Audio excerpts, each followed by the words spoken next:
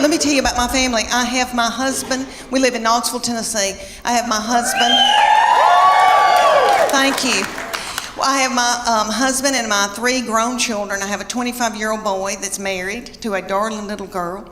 And then I have my 22-year-old daughter and then my 20-year-old daughter, and she's still in Knoxville with us. And so these children grew up and left me with their daddy. And he is so not fun. And so he doesn't chat. And so I'm just at home talking to myself. And we've got 2 beagles, and we miss these children so bad that we just sit and kiss them in the mouth. So I'm trying to adjust to just being with their daddy, and so I bought him tickets to go see Def Leppard and Journey. Okay, let me tell you. Have y'all been to concerts lately with old people that are older than I am? Okay, we went and I thought, oh, we're gonna have a fun date. And I said, where are we gonna go out to eat? And he goes, I don't have time for that. It was on a weeknight, so he went to the Pilot and bought himself a tall boy. And I think that's what it's called, and an egg salad sandwich from the Pilot. And so I didn't get to eat, and I was so hungry. And it dawned on me at a concert, you know, when I was 20 and I'd go to a concert, I was at University of Tennessee, and so I'd go to Thompson Bowling. And I'd wear a crop top, and I didn't care about eating. I wasn't hungry, you know. I was thinking what boys were gonna be there, and I had on little bitty breeches. Because I still had a metabolism and my thyroid was acting right. Okay. So we go to Def Leppard and Journey, and everybody there is our age. And everybody's worried about the snack bar, first of all. And I was too. And I was so hungry, and I noticed that people had big Diet Cokes, like big buckets of Diet Coke, and were sucking on those big buckets of Diet Coke while the concert was going on. And every once in a while, somebody would stand up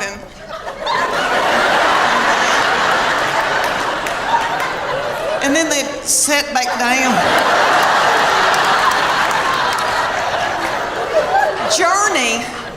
Journey has a little bitty feller from another country singing for them, and he's yummy. He looks like a little M&M. You could put him in your pocket. And you can tell he doesn't eat white flour and sugar. And he's singing and doing, he sounds like Steve Perry, but it's not the same. You know, Steve Perry's my boo. So it was like we were going to a tribute concert. But anyway, everybody in the band, besides this little fella, everybody had eaten white flour and sugar, probably had done dope and drank terrible things, and everybody looked sick. And the bass player looked like somebody I had bought my jewelry from for years. And they were just barely a-going. And then Def Leppard came out, and it was that lead singer, I think, has got thyroid issues. His hair was just thin and didn't have a lux to it. And then I noticed he had little bitty tiny legs and a little pot belly stomach. But he sang "Put Some Sugar on It," which I hate that mess. I am a Earth, Wind and Fire R&B gal, and I love my Journey, but I was like, this isn't my thing. And my husband every once in a while would go and then just sit down because he loves it. But anyway, this little man with the tiny little legs and the thinning hair, and then he had this little bump right here, and I could tell that's a hernia. He's got a hernia.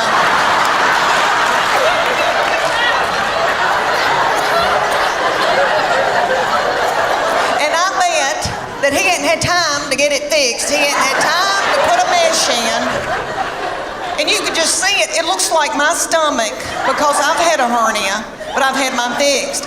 And I thought, oh, bless his heart. But he'd do, and he'd prop a little thin, frail leg up on something. Oh, I thought, isn't it funny how things have changed since I went to concerts when I was 20? Everybody was walking out like this because everybody had inflammation in their feet.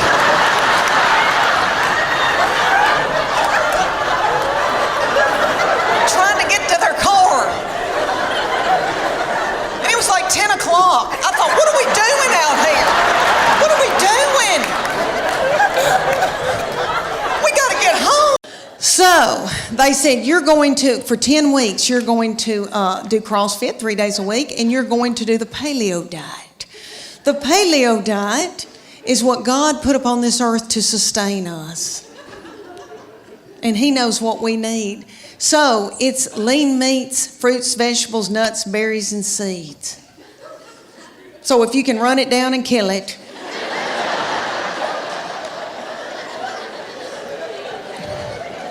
dig it out of the ground, pick it off of a bush, you can eat it. That means no dairy, no grains of any kind. But when they take you lean meats, fruits, vegetables, nuts, and berries, you think, that's not so bad.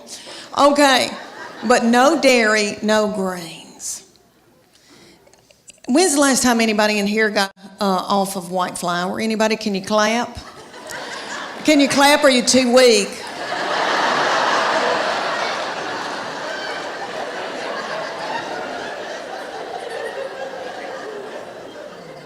Anybody here been hooked on heroin? Anybody? I've never been hooked on heroin, praise God, but I was raised watching Shaft. I don't know if y'all watched that when y'all were little on TV, and they would always have somebody getting off of heroin. It looked like a booger. It looked like an awful booger. And I'm not trying to belittle that, but I'm telling you, I shook getting off of sugar and white flour. I was drinking coffee 24 hours a day. My teeth got yellow. I had to have those bleached. My husband said, you are so hateful. Will you please eat a piece of white bread? But Church of God Beacon, I did it, honey. We did it.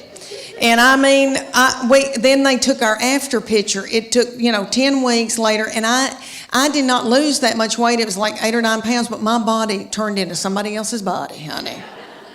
And it was pretty cute. And I leaned out and I thought, oh my gosh. And so then they took our after picture, and I made sure I got a spray tan. And I had a really good bra on, and I took that picture. And I'm ashamed to tell y'all, but I won that competition. No, stop. I don't deserve to be applauded.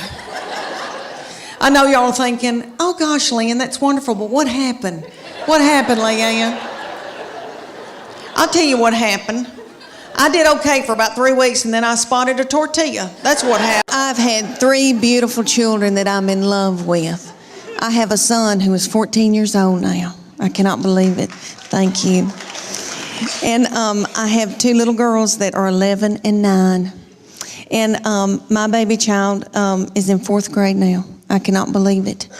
When she went to kindergarten a few years back, that was going to be the first time that I was going to be by myself all day long from 8 to 3, all by myself.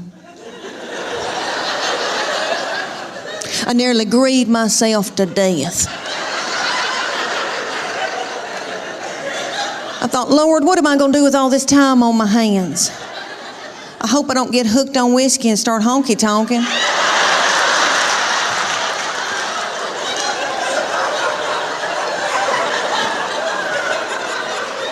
About 3 weeks into kindergarten, I was like,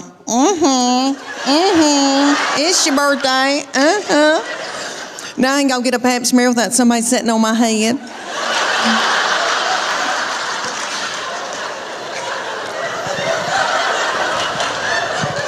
I'll never forget the day that I found out about her, and I feel terrible about it now.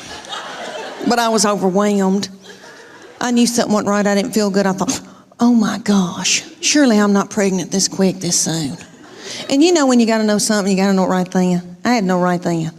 I grabbed up my 2 babies and diaper bag and all that stuff you take with you everywhere you go, and I went to the Walmart in the foothills of the Appalachian Mountains.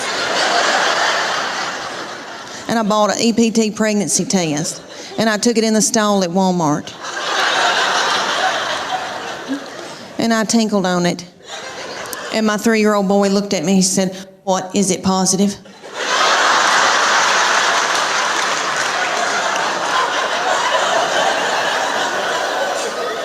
And it was. So I drove home just as fast as I could. And I called my husband at work. And I said, "You're trying to kill me, aren't you? With a slow vaginal death. Is that what you're trying to?" "Well, you're not going to.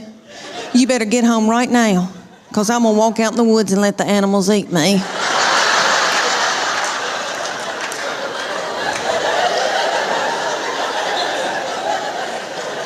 But let me explain to y'all why I was so torn up.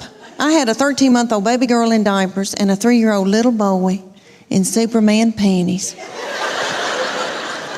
with doo-doo balls falling out.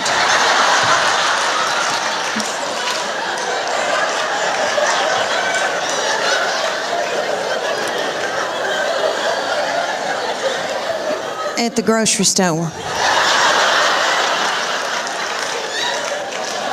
I thought, oh my Lord, did anybody see that? I don't have anything in my purse to pick it up with. Is some little child gonna think it's a milk dud?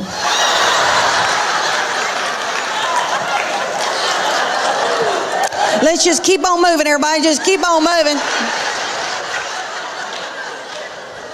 But God knew better than I did, because she's been a doll baby, but she's ruined. And I know I'm the one who did it.